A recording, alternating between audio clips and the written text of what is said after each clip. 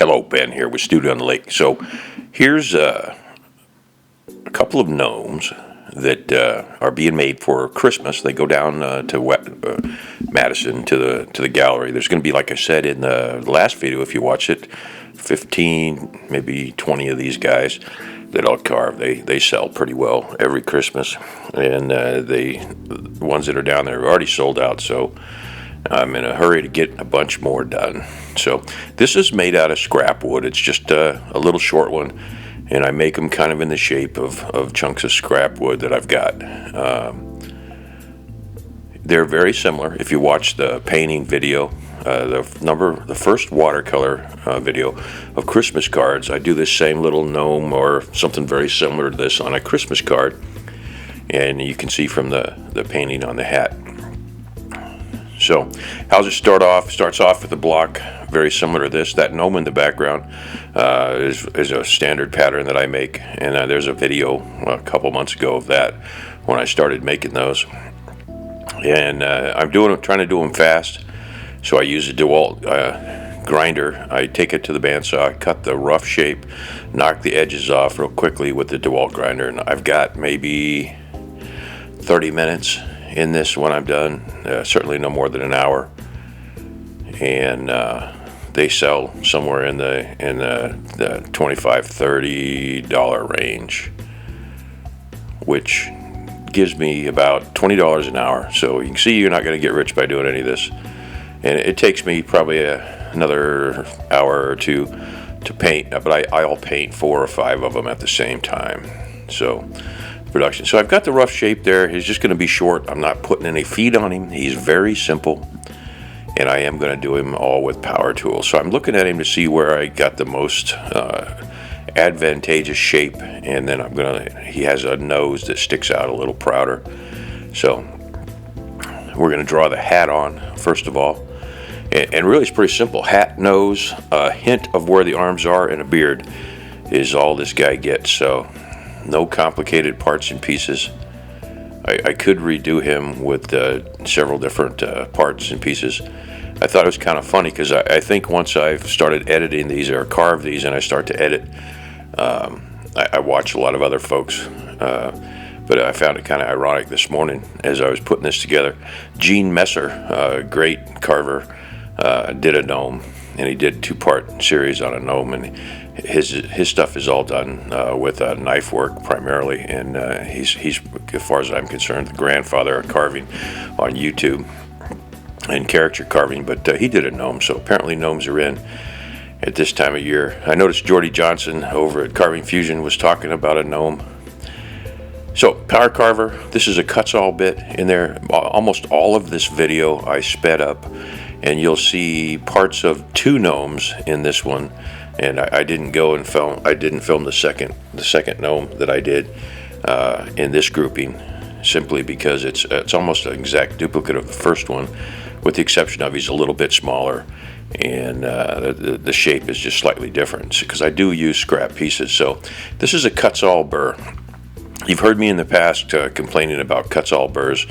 This is the regular cuts-all, not the fine, and not the extreme that Jordy Johnson over at Carving Fusion uses.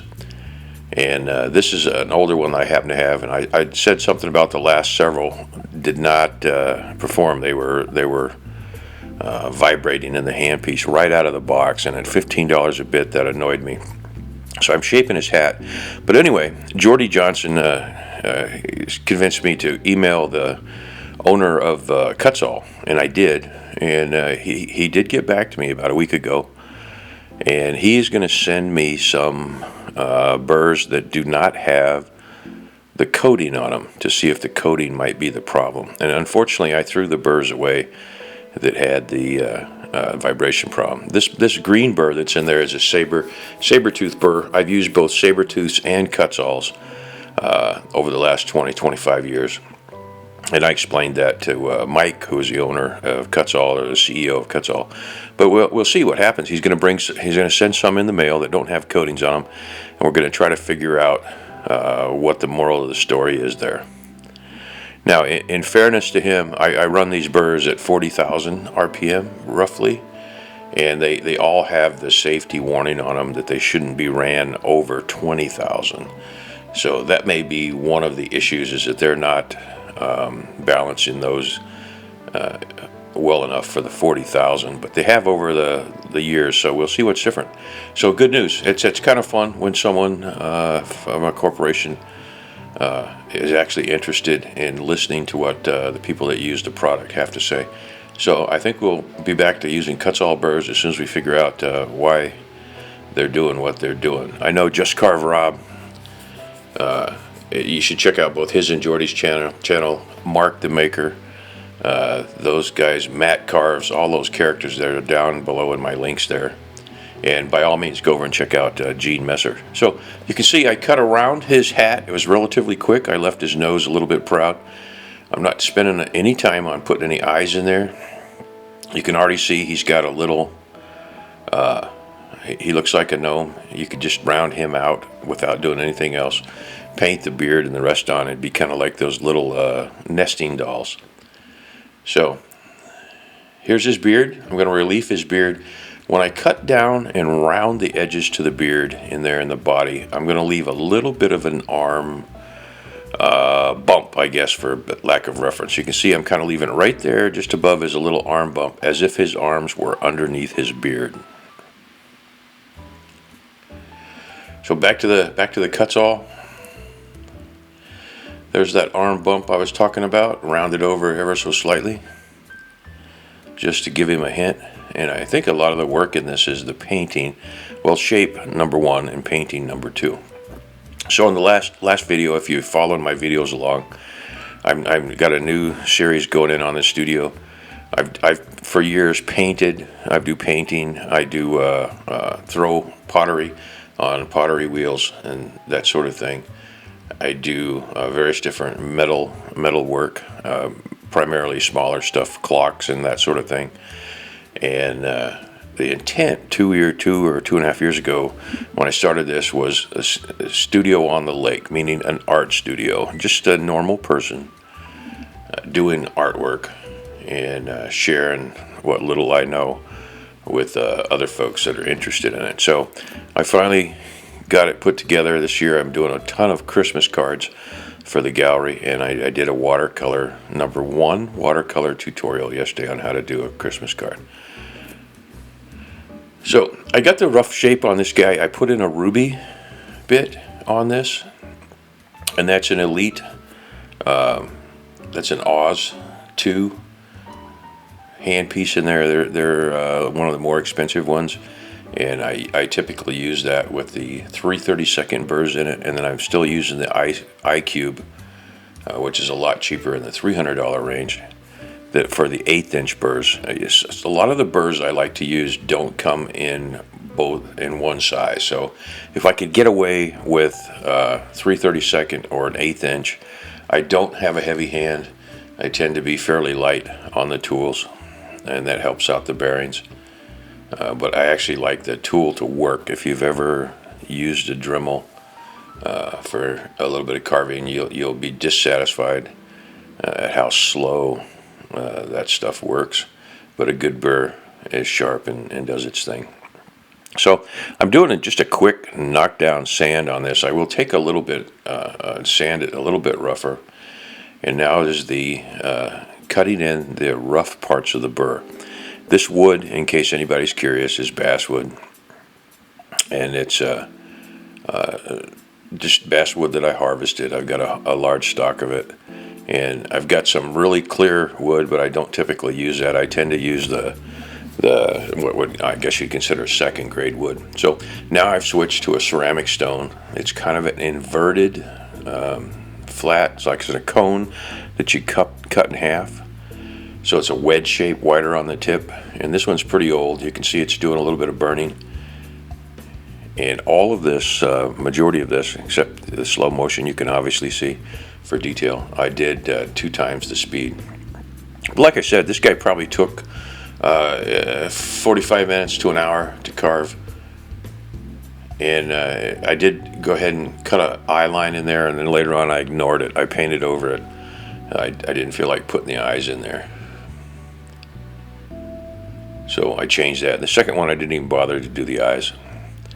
So that's pretty much him. He's done. He's only lacking one thing to go down.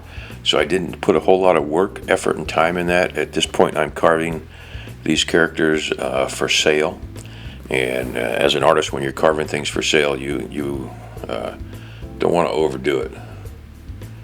So my goal has always been, and it's cheap, somewhere around $20 an hour for my time as I'm going along. And some of these pieces have a lot of time in them, and that $20 really kind of makes a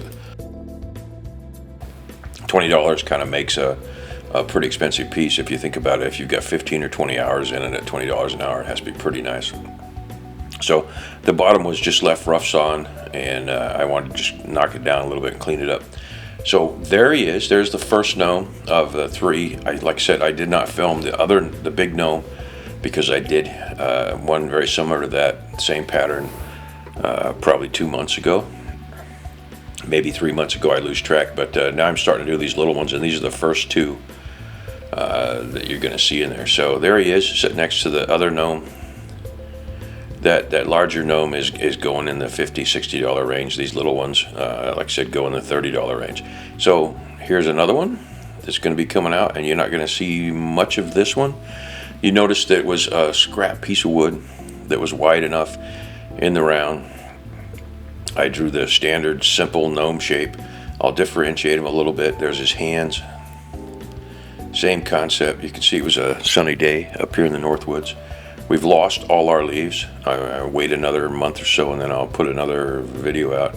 So here's the three that are ready to go down with a bunch of the wands. I'm shipping stuff down to Madison every week, so this guy's going down.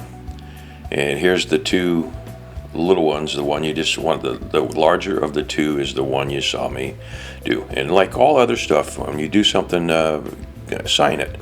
One of the reasons I sign these is because they are mine, and the second is they are going in the gallery, and people like to see stuff signed. I have done commission work where people have asked me not to put a signature on it, and I've held to that and not done that. And only 4 or 5. So people ask, please don't. I don't want it signed, and that works fine for me. I'm not a stickler enough to get over it. So there's a quick video. Stand by for some more watercolor ones, and like, comment, and subscribe. As always, thanks a lot. This has been Ben with Studio on the Lake.